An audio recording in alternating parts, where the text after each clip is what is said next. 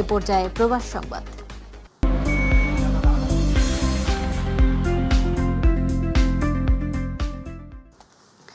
ফ্রান্সের প্রতিমা বিসর্জনের মধ্য দিয়ে সনাতন ধর্মাবলম্বীদের অন্যতম বড় ধর্মীয় উৎসব শারদীয় দুর্গাপূজা শেষ হয়েছে।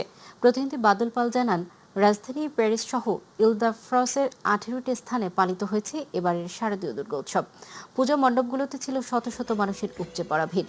শুধু সনাতন সম্প্রদায় নয়, বিভিন্ন ধর্মের মানুষ, সামাজিক ও রাজনৈতিক নেতৃবৃন্দও পূজা মণ্ডপে উপস্থিত হয়ে আনন্দ উৎসবে শরিক হয়েছিলেন। তবুও আনুষ্ঠানিকতা, নান্দনিকতা ও উৎসাহ উদ্দীপনায় কোনো কমতি ছিল না প্রবাসী সনাতন ধর্মাবলম্বীদের মাঝে।